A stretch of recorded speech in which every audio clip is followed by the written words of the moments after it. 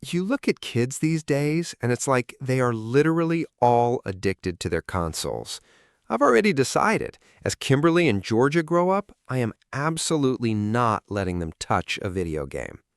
I know you're terrified of the zombie stare, but what if I told you the opposite is true?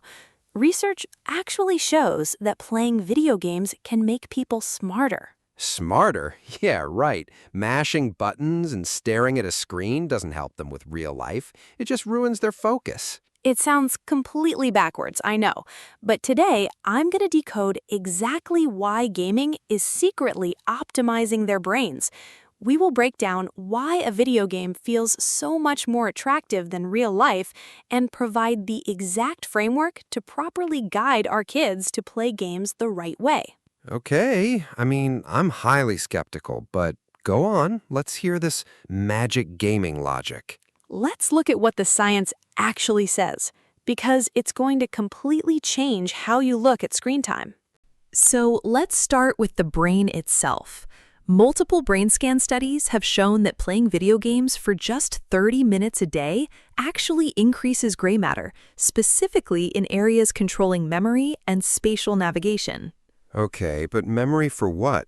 Memorizing where a monster is hiding in a game doesn't exactly help them find their shoes in the hallway.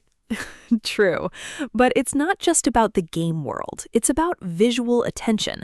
Like regular people can usually track 3 or 4 moving objects at once, but research shows frequent gamers can track up to 7. Their brains process visual chaos. Well, they literally filter out the noise faster. And when do they need to track 7 things at once? Unless they're, I don't know, dodging traffic? I just don't see the real-world application here. How about during surgery? Wait, what? Yeah, there are studies tracking young surgeons who perform minimally invasive procedures using screens and joysticks. The data confirms that those who grew up playing video games make significantly fewer mistakes in simulations, and they finish way faster than their non-gaming peers. Oh, God, okay. That is actually pretty crazy. But still, Lynn, a surgeon doing a complex operation is one thing. A kid staring at a homework packet is another. If their brains are so highly optimized, why do they still completely shut down the second we mention school? Because of the design, game designers actually understand human brains better than the traditional education system does. Game designers use 3 massive neurotricks to keep them hooked. The first one is all about dopamine. Neuroscientists found that dopamine actually peaks before you get a reward, not after. Wait, before? Yeah, think about opening a rare pack of baseball cards or a loot box in a game. The biggest thrill is in tearing the wrapper, that anticipation. Okay, but a book report isn't a pack of baseball cards. It's just work. You just have to sit down and do it. But look at the brain's math, Frank. With a book report, there is 0 anticipation. You do it right, no reward. You do it wrong, you get a red mark. The brain sees a terrible return on investment and just cuts the power. That's bleak. It is. And then comes the second trick, instant feedback. In a game, you swing an axe, and within 3 seconds you hear a sound and see the item drop into your inventory. The brain gets constant validation. But real life doesn't work like that. If I finish a big project at work, my boss doesn't toss me gold coins. I wait weeks for a basic email. Exactly. And how motivated do you feel during those weeks? Now imagine a kid turning in a science project and waiting 2 entire weeks for a grade. Their motivation just starves to death. Exactly. Which brings us to the final trick, the flow state. The brain needs a task to be just slightly harder than its current skill level, like maybe 5% harder. It's like, wait, let's use basketball. If you play one-on-one against LeBron James, you're going to quit. The anxiety would crush you. Literally. Right. But if you play against a 4-year-old, you'd be so bored you'd yawn. You only get locked in when you play a neighbor who is just slightly better than you. Games dynamically adjust to be that perfect neighbor. But in school, we have standardized tests. Everyone gets the exact same math packet. Yes. It's too easy for the fast learners, and it's impossible for the ones falling behind. 0 flow state.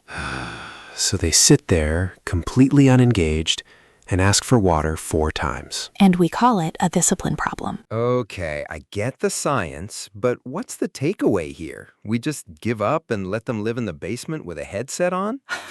Absolutely not. Everything in moderation, right? I mean, even drinking too much water can poison you.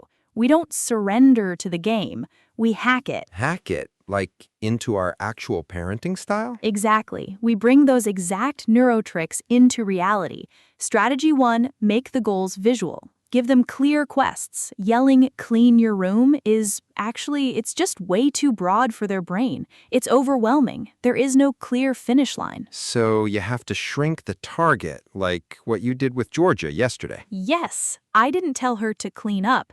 I said, your quest is to throw every single Lego on the floor into the storage bin in under 5 minutes. Go. And she practically sprinted. It was actually kind of terrifying to watch. Because her brain knew exactly what the win condition was, which leads right into strategy 2, instant feedback. Okay, wait. I'm all for encouraging them, but do we really need to throw a parade just because they did their basic math homework? That's just life. It's not a parade, Frank. It's just a drop of dopamine. Don't wait for the final report card at the end of the semester to say good job. When they solve one complex algebra step at the kitchen island, give them a high five right then. Say, wow, the way you solved this specific step is brilliant. Their brains literally need that instant gold coin sound to keep the engine running. And that brings us to the third and honestly the most important strategy. We have to create an environment that is safe to fail. Safe to fail. Like letting them slide if they mess up? Think about it. Why does a kid fall off a cliff in a video game and immediately, without hesitation, hit try again? Because the cost of failing is 0. But what happens when they get a C on a math packet at school? They lie about it, or they just shut down. Because in reality, failing usually means Losing privileges, getting grounded, or seeing how disappointed we are.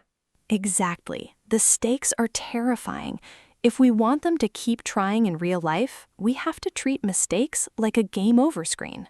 Instead of getting angry, we sit down and say, hey, we didn't beat the boss this time. Was it because we didn't upgrade our gear? Like maybe we skipped the flashcards? Or was it just the wrong strategy? Let's team up and try again.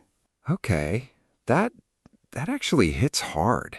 Because I definitely treat a bad grade like a character flaw, not a missing upgrade. I still hate how much they stare at those screens. But I see your point. We're fighting the way their brains are built. Exactly. Gaming isn't some dark magic. It just perfectly aligns with human instincts. And sometimes our traditional education system is just stubbornly fighting against those exact same instincts. Here at Love in Our Littles, we're all about figuring this out together. If this changed how you look at homework battles, please hit that like button, subscribe, and share this with a parent who is tired of fighting over spelling words. Drop your thoughts in the comments. We'll see you next time.